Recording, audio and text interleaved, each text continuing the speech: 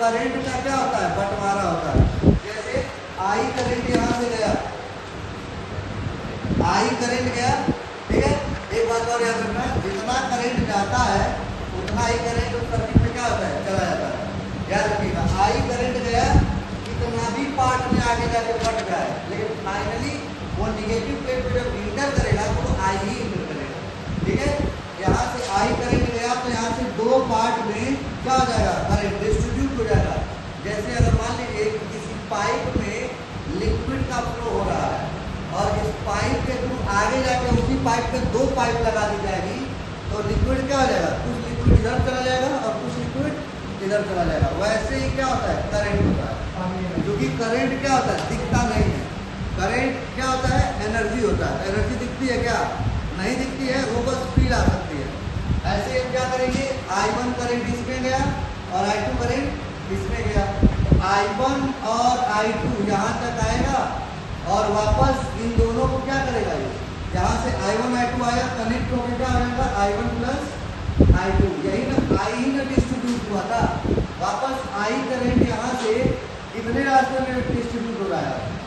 अब ये तीन रास्ते हैं इसके, यानी I1 I2 I3, फिर ये तीनों कनेक्ट होकर फिर एक हो जाएंगे, फिर I करंट जाएगा, फिर यहाँ पे डिस्ट्रीब्यूट हो जाएगा अलग अलग, वापस एग्जैक्ट आ करके फिर I करंट से इंटर। ये आपका क्वेश्चन है, आप समझते हैं। सबका अलग अलग नाम रखा जाए, ठीक है, ताकि हमें कई सारे रेजिस्टेंस है तो सबका एक नाम रखते हैं ताकि हमें कोई कंफ्यूजन न हो। इसका नाम ले लेना है R1, इसको ले लेना है R2, यहाँ पर R3, यहाँ पर R4, यहाँ पर R5, यहाँ पर R6, इसको R7, मतलब 7 रेजिस्टेंस को कंबाइन करके हमें वैल्यू निकालनी है। अब समझते हैं, R1 R2 किसमें है, सीरीज में या पैरेलल में, पैरेलल में। तो पैरेलल मतलब जहाँ पर करंट डिस्ट्रीब्यूट हो गया उसको हम क्या बोलेंगे, पैरेलल।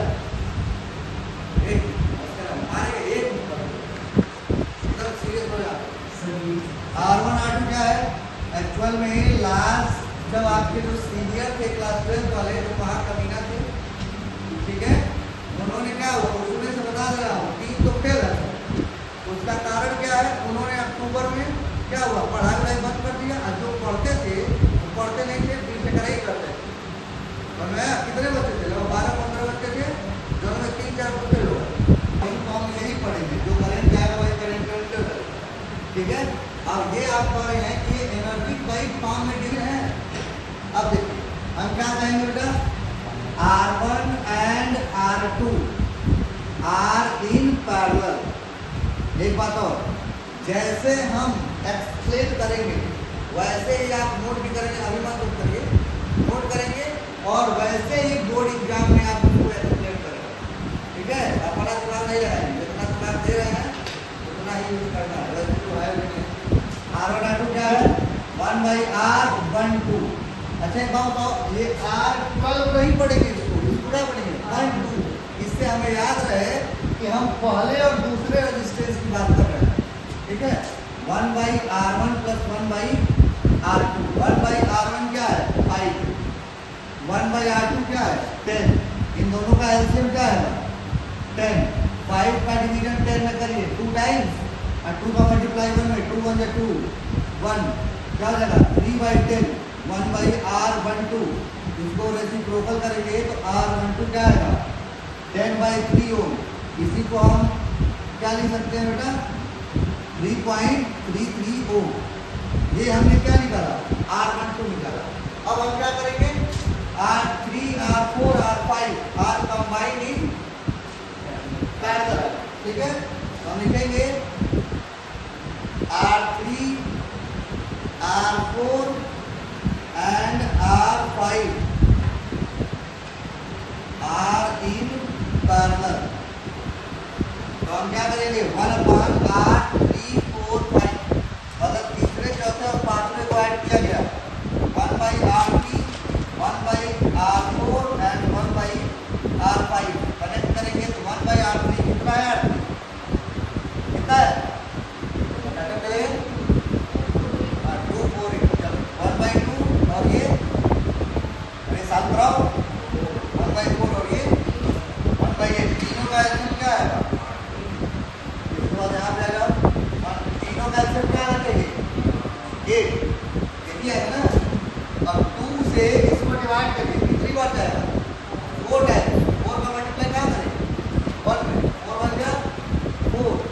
इसका डिवीजन करिए 4 का 2 टाइम्स 2 का 1 है 2 और इसका 1 टाइम्स यानी 1 कितना आएगा 7/8 इसकी वैल्यू आई 1/r 3 4 5 रेसिप्रोकल करेंगे तो 3 4 5 की वैल्यू क्या आएगी 8/7 4 इसकी वैल्यू क्या आएगी 1.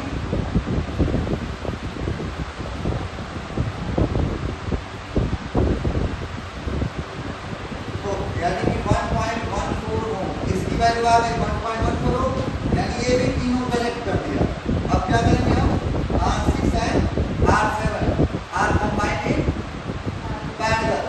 अब हम इसको पैरेलल में कनेक्ट कर दें लिखेंगे R6 and R7 R in parallel तब क्या होगा 1/R6 7 1/R6 plus 1/R7 1/R6 क्या है 3 ये क्या है 6 ऐसे क्या है 6 ये 2 plus 1 क्या आएगा 3/6 यानी कि 1/R6 7 तो R6 7 कितना आया 2 ध्यान दीजिए। अब सबको अब देखो इन दोनों को कनेक्ट करके मैंने एक कर दिया वो उसकी वैल्यू कितनी आई 3.3 इन तीनों को कनेक्ट करके मैंने एक कर दिया वो इसकी वैल्यू कितनी है 1.1 इन दोनों को कनेक्ट करके एक कर दिया ये इसकी वैल्यू कितनी है 2।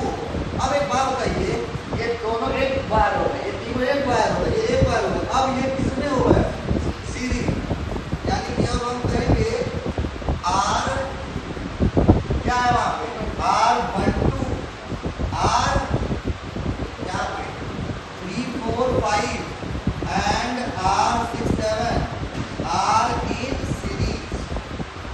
अब सीरीज में है तो फाइनल R क्या होगा R12 plus R345 plus R6 7 R12 कितनी है 3.33 और इसकी वैल्यू कितनी है 1.14 और इसकी वैल्यू 2 फाइनल आंसर कितनी आएगी यहाँ पे 7 आया यहाँ पर 1 और ये 4 आया यहाँ पे 4 6 यानी 6.47 is the final equivalent resistance मतलब इसकी वैल्यू निकला मतलब पहले वाले की वैल्यू हो गया। अब जब R निकल गया B ऑलरेडी पता है तो I निकल नहीं जाएगा I इक्वल टू B भैया कौन सा लगाएंगे इतना नोट करिए बाकी आगे बात करेंगे 12 divided over R final R कितना आया 6.47 तो 6.47 अब इसको अगर हम लोग डिवाइड करें तो कितना आएगा नियर अबाउट 1.89 समथिंग आना चाहिए 85 एम्पियर। ये क्या है 4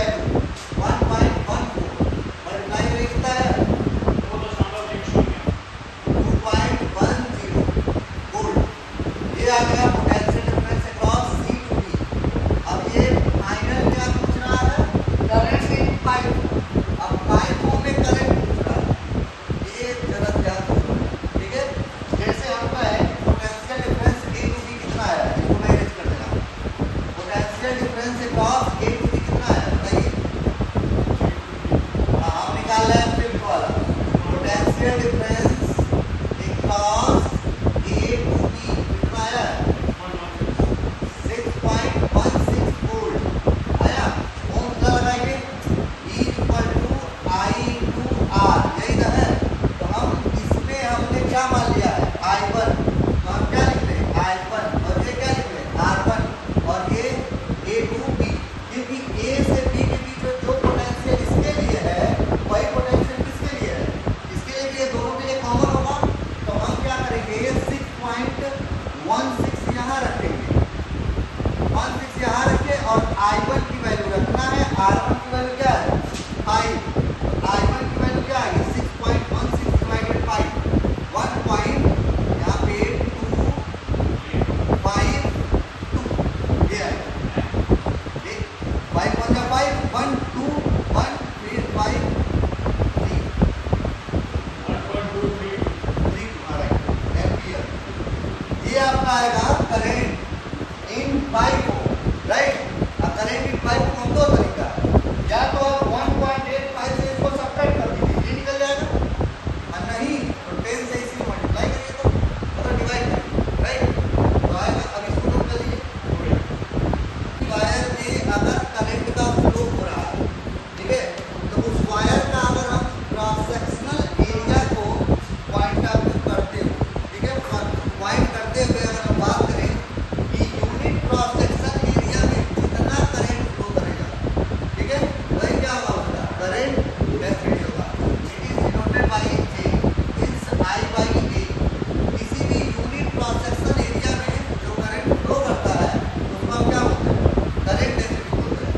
करंट आपकी कौन सी क्वांटिटी है, करंट स्केलर क्वांटिटी है, राइट। और तो करंट डेंसिटी क्या होगा वेक्टर क्वांटिटी है। क्यों ऐसा वेक्टर है, ये तो स्केलर है लेकिन एरिया क्या होता है वेक्टर, क्योंकि हम गॉस लॉ में पढ़े थे एरिया वेक्टर, एरिया का डायरेक्शन क्या होगा टुवर्ड्स नॉर्मल।